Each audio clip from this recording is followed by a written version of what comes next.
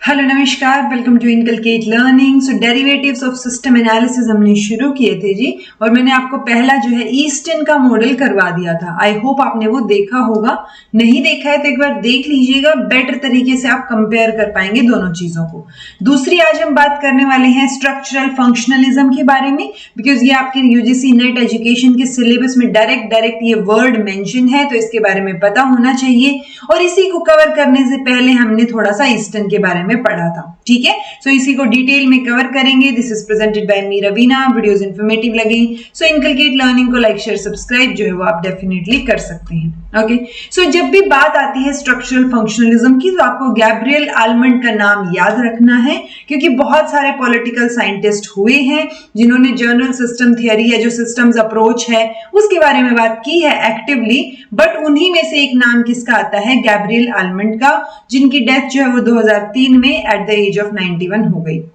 Almond का जो model है, जो ये पॉलिटिकल सिस्टम के बारे में बोलते हैं, वो जो आलमंड का मॉडल है उसी को जो पॉलिटिकल साइंस के स्टूडेंट्स हैं वो स्ट्रक्चरल फंक्शनलिज्म के नाम से जानते हैं। यानी जब भी स्ट्रक्चरल फंक्शनलिज्म की बात आएगी, डायरेक्ट आलमंड से उसको कनेक्ट किया जाएगा, और गैब्रियल आलमंड के बारे में आपको पता होना चाहिए। ओके, क्यों जाना जाता है? क्योंकि इन्होंने ना कुछ एक एक्सप्लेनेशन दी थी अपने व्यूज के बारे में कि पॉलिटिकल सिस्टम में पर्टिकुलरली क्या स्ट्रक्चर हमें देखने को मिलता है, क्या क्या फंक्शंस होते हैं। सो उसके बारे में, वो स्ट्रक्चर और फंक्शन के बारे में इन्होंने एनालिसिस किया था कि सिस्टम क्या सिस्टम मान के, पॉलिटिकल जो एंगल है, पॉलिटिक्स जो है उसको एक सिस्टम मान के। सो पॉलिटिकल सिस्टम इन्होंने एक इंक्लूड किया था, और उसी पॉलिटिकल सिस्टम को इन्होंने एनालाइज किया, और उस एनालिसिस में इन्होंने स्ट्रक्चर और फंक्शंस एनालाइज किए। सो इसलिए इसको स्ट्रक्चरल फंक्शनल एनालिसिस भी बोला जाता है। ओके, तो उन्होंने मेजरली किस पे स्ट्रेस किया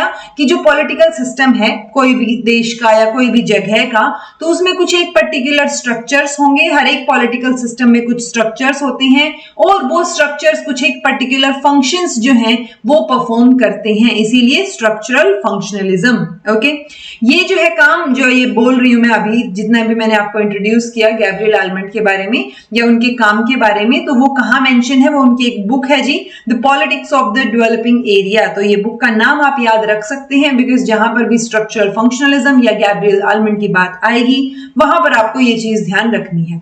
ओके, तो उन्होंने उसी बुक में जो है इन्होंने ये जो अपना काम था पॉलिटिकल सिस्टम को एनालाइज करना और उसके स्ट्रक्चर और फंक्शंस को एनालाइज करना, उसके बारे में इन्होंने लिखा था। ठीक है, उनका क्या कहना है कि डिफरेंस हो सकता है कि ये डेवलप्ड कंट्री है या ये डेवलपिंग कंट्री है, बट उन हर एक कंट्री में कोई ना कोई पर्टिकुलर स्ट्रक्चर होंगे, वो स्ट्रक्चर जो है वो कुछ एक फंक्शंस को परफॉर्म कर रहे होंगे। सो घूम फिर के बाद स्ट्रक्चर और फंक्शन पे आती हुई आपको नजर आएगी। ठीक है, ये बुक का नाम याद रखना है। इस बुक के इंट्रोडक्शन की अगर बात करें तो वहां पर भी उन्होंने सेम चीज बोली जो मैंने अभी आपको बताई कि जितने भी पॉलिटिकल सिस्टम्स हैं उनका कुछ स्ट्रक्चर होता है, कुछ एक पैटर्न्स होते हैं, और उस पैटर्न में मतलब वो जो स्ट्रक्चर है उसको परफॉर्म करने, मतलब उसको क्या परफॉर्म करना होता है, कुछ एक फंक्शंस परफॉर्म करने होते हैं। ओके, सो यही चीज इन्होंने अपनी बुक में मेंशन की थी। अब बात आती है फंक्शंस की। सो ये दो तरीके के फंक्शंस की बात करते हैं, और ये फंक्शन से रिलेटेड क्वेश्चंस पूछे भी जाते हैं, नेट के एग्जाम में पूछे गए हैं लास्ट टू लास्ट टाइम,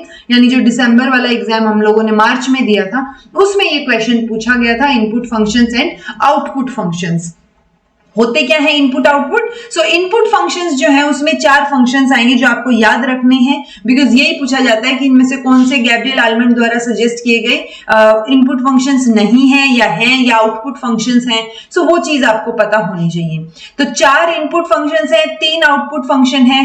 पहला इनपुट फंक्शन है पॉलिटिकल सोशलाइजेशन एंड रिक्रूटमेंट, यानी पॉलिटिकल लेवल पे सोशलाइज करना और फिर कुछ बंदों को रिक्रूट करना। इंटरेस्ट आर्टिकुलेशन, यानी अपने इंटरेस्ट को बिल्कुल साफ स्पष्ट शब्दों में सामने रखना। ओके, सो वो इंटरेस्ट को आर्टिकुलेट कर रहे हैं, यानी जो पावर में है उन तक आप अपने इंटरेस्ट को पहुंचा रहे हैं। इंटरेस्ट एग्रीगेशन, जो आर्टिकुलेट आपने चीजें की हैं, जो भी आर्टिकुलेट करेगा, जो भी अपने इंटरेस्ट की बात करेगा, सो वो बात करना तक तो काफी नहीं रहेगा ना, उसको फिर आपको उसके ऊपर काम भी करना पड़ेगा। तो इंटरेस्ट को एग्रीगेट करना, पॉलिसीज बनाना, and then political communication, because इन सारे कामों के लिए जो 3 फंक्शंस हमने पढ़े, हर जगह पे हमें कम्युनिकेशन की जरूरत पड़ेगी। सो फोर्थ काम आ जाता है, इनका फोर्थ फंक्शन आ जाता है पॉलिटिकल कम्युनिकेशन। ओके जब ये सारी चीजें हो जाएंगी तो ये 3 फंक्शंस आते हैं आउटपुट में, रूल मेकिंग, रूल एडजुडिकेशन यहाँ पे आएगा जी, सेकंड में रूल एडजुडिकेशन एंड थर्ड पे जाके आप रूल को अप्लाई करेंगे यानी कि रूल एप्लीकेशन। तो आप ये याद रखेंगे, रूल मेकिंग, सेकंड रहेगा रूल एडजुडिकेशन एंड थर्ड रहेगा रूल एप्लीकेशन।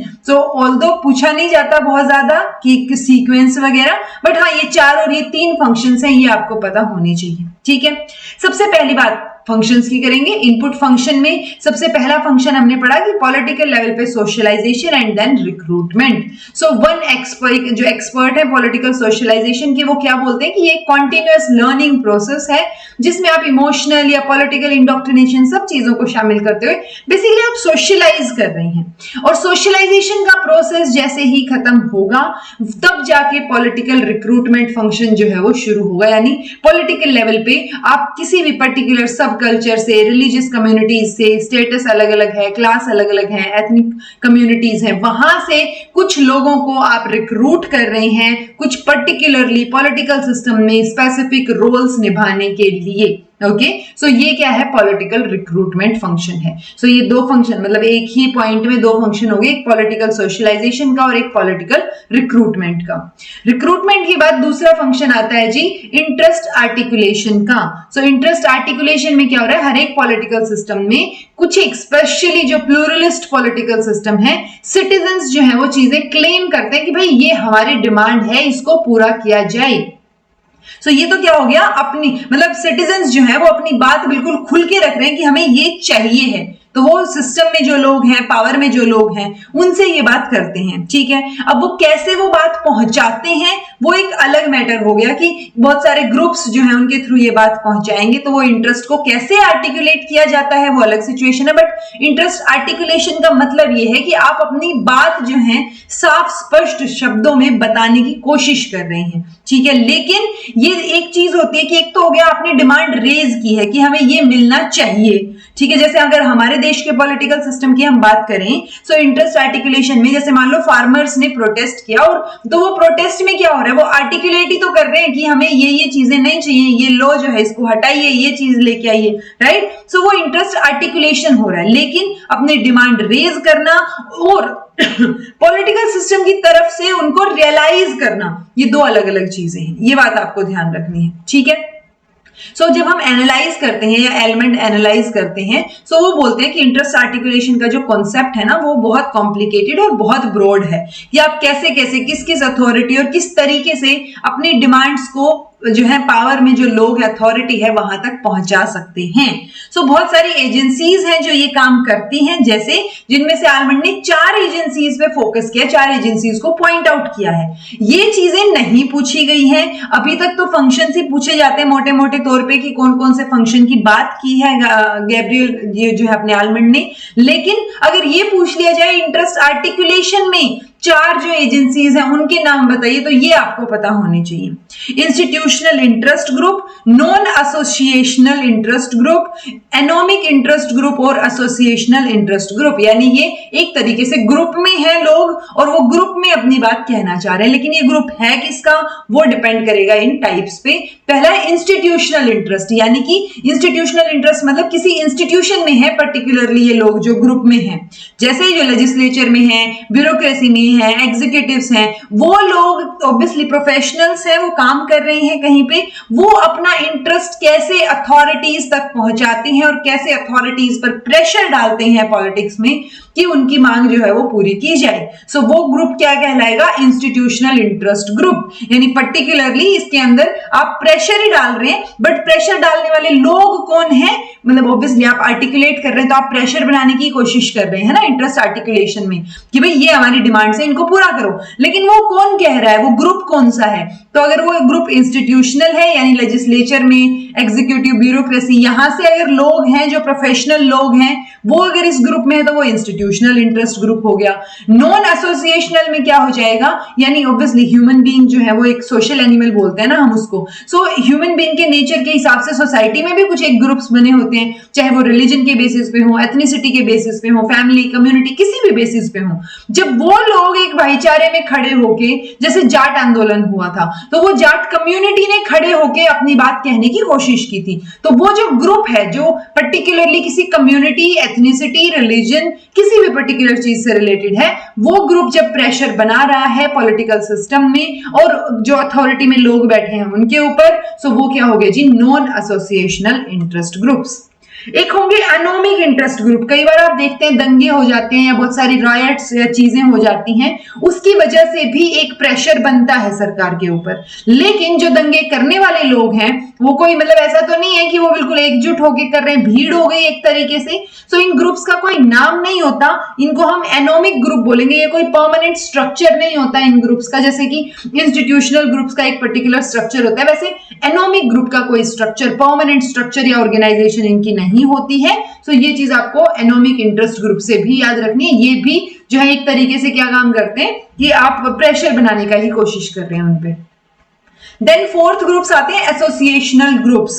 फाइनली अगर हम एसोसिएशनल ग्रुप्स की बात करें तो इसमें आ जाएंगे जैसे ट्रेड यूनियंस हैं, बिजनेसमैन हैं या इंडस्ट्रियलिस्ट हैं, प्रोफेशनल ग्रुप्स या पर्सन हैं। सो वो सारे जब आर्टिकुलेट करने की कोशिश करें पॉलिटिकल सिस्टम के ऊपर, और हर एक पॉलिटिकल सिस्टम में ये लोग होते हैं, जैसे मान लो ट्रेड यूनियंस है, वो इंडस्ट्री पे, अथॉरिटी पे जो है क्या प्रेशर बनाने की कोशिश करेंगे। सो वो पर्टिकुलरली जो सिस्टम में लोग हैं, पॉलिटिकल लेवल पे ज्यादा बात हो रही है, तो उनके ऊपर प्रेशर बनाने की कोशिश करेंगे अपनी बात को। बेसिकली ये चारों के चारों जो ग्रुप्स हैं वो बात क्या करना चाह रहे हैं, वो सिर्फ अपने इंटरेस्ट को आर्टिकुलेट करना चाह रहे हैं। तो हमने पहला स्टेप पढ़ा था पॉलिटिकल सोशलाइजेशन, सोशलाइज करना, एंड देन रिक्रूट करना, रिक्रूटमेंट, और दूसरा हमने पढ़ा अपने इंटरेस्ट को आर्टिकुलेट करना।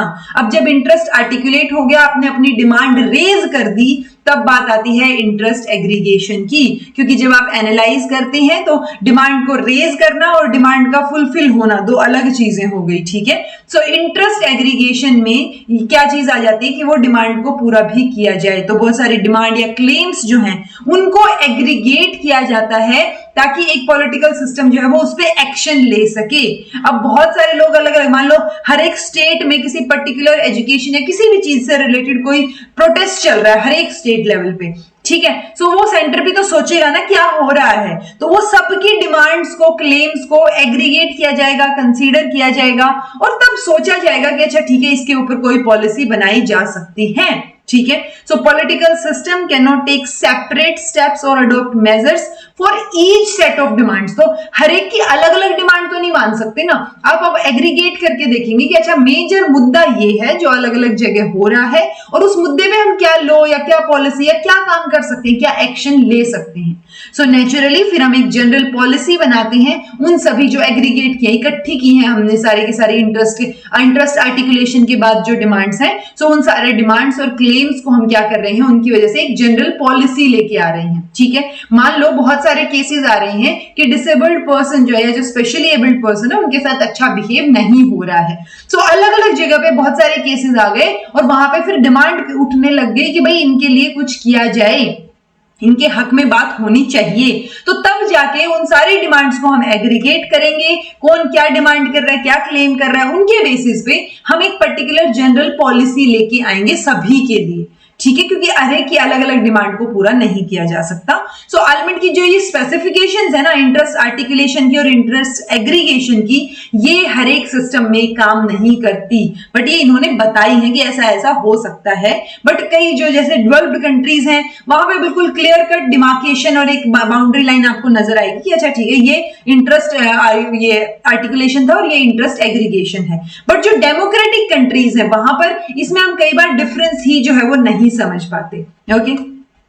फोर्थ फंक्शन है जी political communication function. So political communication मतलब हमने जो तीन फंक्शन पढ़े, सबसे पहले तीन इनपुट फंक्शंस, ओके। सबसे पहला हमने पढ़ा political socialisation and recruitment process, दूसरा हमने पढ़ा इंटरेस्ट आर्टिकुलेशन, तीसरा हमने पढ़ा इंटरेस्ट एग्रीगेशन। तो फोर्थ आ जाता है पॉलिटिकल कम्युनिकेशन फंक्शन, क्योंकि हर एक लेवल पे कम्युनिकेशन की जरूरत तो पड़ेगी, राइट। तो ये जो तीनों लेवल्स हैं ये तभी पूरे हो पाएंगे जब एक means of political communication better है हमारे पास। ओके, तो सभी सॉर्ट ऑफ इंटरेस्ट जो आर्टिकुलेट हुए हैं वो कम्युनिकेशन के थ्रू ही तो हुए हैं ना, तो उनको एग्रीगेट कैसे किया जाएगा, कम्युनिकेशन से किया जाएगा। सो कम्युनिकेशन एक बहुत इंपॉर्टेंट रोल प्ले कर रहा है, राइट। सो हर एक पॉलिटिकल सिस्टम में एक कम्युनिकेशन के लिए नेटवर्क होना चाहिए जो कि ऑटोनमसली और एक इंडिपेंडेंट वर्क वहां पर करे कि कैसे जो है वो बात आगे तक पहुंचाई जा सकती है।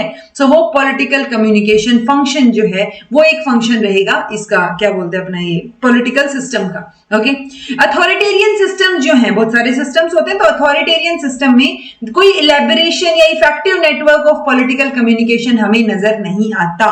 सो कई बार आपको देखने को मिलेगा कि क्लियर कट पॉलिटिकल सिस्टम में, मतलब कुछ एक पॉलिटिकल सिस्टम में वो बातचीत वाली जो चीज है ना, कम्युनिकेशन वाली, जैसे अपने खुद के अपने जो प्रधानमंत्री हैं मोदी जी, उन्होंने की नहीं है कोई प्रेस कॉन्फ्रेंस जब से वो 2014 से बने हैं प्रधानमंत्री, राइट। जबकि यूजुअली प्रधानमंत्री जो है जहां भी जाते हैं उनके साथ रिपोर्टर्स जाते हैं, वो आने के बाद पूरा ब्यौरा देते हैं, बट ऐसा नहीं नजर आ रहा। सो हर एक सिस्टम में वो एक नेटवर्क ऑफ पॉलिटिकल कम्युनिकेशन नजर आए ऐसा जरूरी नहीं है, ठीक है जी। देन बात आती है आउटपुट फंक्शंस की, लेकिन होना चाहिए वो पॉलिटिकल कम्युनिकेशन सिस्टम। ओके, सो हमने 4 इनपुट फंक्शंस पढ़ लिए।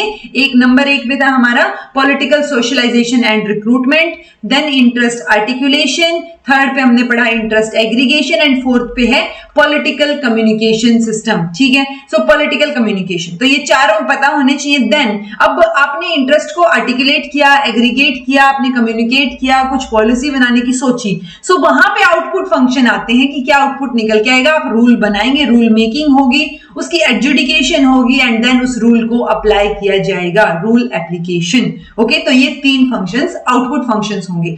मेजरली इनपुट फंक्शंस पे जोर भी ज्यादा दिया गया है और इनपुट फंक्शंस के बारे में ही अब तक आपके एग्जाम में पूछा जाता है, जहां पे ऑब्वियसली ये मिल सकते हैं। आपसे पूछा गया था क्वेश्चन की इनपुट फंक्शन इनमें से कौन से नहीं है, और उसमें रूल मेकिंग का या रूल एप्लीकेशन का ऑप्शन दे रखा था, तो बाकी 3 जो है वो इनपुट फंक्शंस थे, ठीक है जी। अब बात आती है हमने जो लास्ट ईस्टर्न का इनपुट आउटपुट मॉडल जो पढ़ा था उससे कैसे डिफर करता है आलमंड का स्ट्रक्चरल फंक्शनल अप्रोच।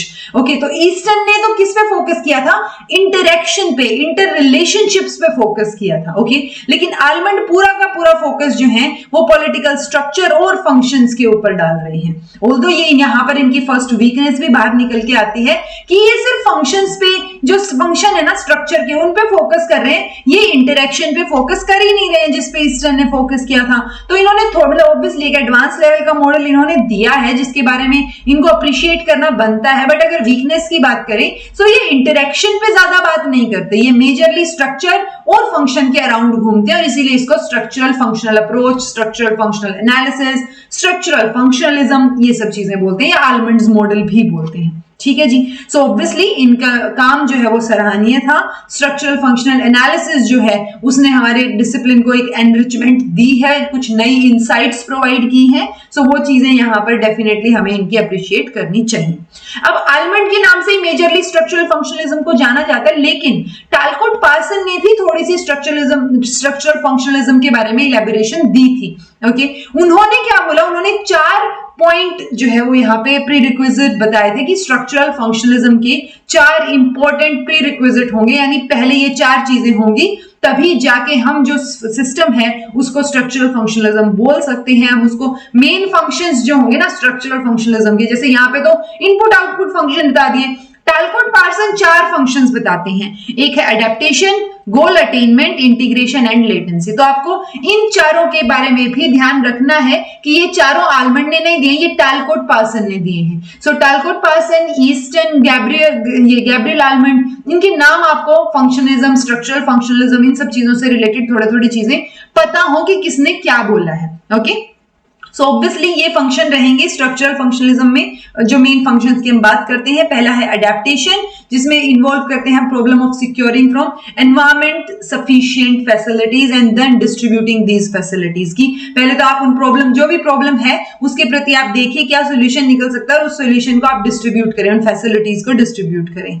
देन गोल अटेनमेंट रहेगी, जो कि problem of establishing priorities among system goals, and basically कुछ एक गोल्स जो है हम उनको को निर्धारित करेंगे, रिसोर्सेज को मोबिलाइज करेंगे इन गोल्स को अटेन करने के लिए। देन इंटीग्रेशन आएगा, क्योंकि आप रिलेशनशिप्स, इंटर रिलेशनशिप्स जो हैं उनको भी कोऑर्डिनेट करके मेंटेन करके रखेंगे, ठीक है। देन लेटेंसी आता है कि यहाँ दो प्रॉब्लम इनमें आ सकती हैं, एक है पैटर्न मेंटेनेंस की कि उसको कैसे मेंटेन किया जाए, और दूसरी रहेगी टेंशन मैनेजमेंट की, ठीक है। सो ये सारी चीजें चारों नाम एटलीस्ट आपको पता हो, आपको ये पता हो कि स्ट्रक्चरल फंक्शनलिज्म में के बारे में किस किस ने बात की है। आलमंड के जो दो फंक्शन है, इनपुट आउटपुट, इनपुट में फिर चार फंक्शंस हैं, उन चार में से जब हम इंटरेस्ट आर्टिकुलेशन की बात करते हैं तो चार ग्रुप्स की बात आलमंड करते हैं। सो ये सारे नाम जो है मोटे तौर पर पता हो आपको, और जब आप नोट्स इसके बनाए तो फैक्चुअल चीजों के नोट्स बनाइए कि अच्छा आलमंड ने बोला था, मतलब समझ लीजिए input output function, input function चार लिखिए, आउटपुट फंक्शन तीनों लिखिए, यहाँ पे जो इंटरेस्ट आर्टिकुलेशन था उसमें जो चार ग्रुप थे उनका नाम लिख लीजिए, एंड दैट्स इट। आपका स्ट्रक्चरल फंक्शनलिज्म वहां कंप्लीट हो जाएगा। टालकोट पार्सन का नाम लिख के भी उसमें ये चार जो इन्होंने फंक्शंस मेंशन किए हैं उनका भी लिख लीजिए, ठीक है जी। सो आई होप आपको ये लेक्चर जो है वो हेल्पफुल लगा हो, समझ आई हो चीजें, इससे रिलेटेड क्वेश्चंस आते हैं तो जो बच्चे देखें वो इसके पर्टिकुलरली नोट्स बना लीजिएगा। This was all about today. Thank you so much for watching. Be happy, keep smiling, subscribe to Inculcate Learning because it is absolutely free, and be consistent in your efforts.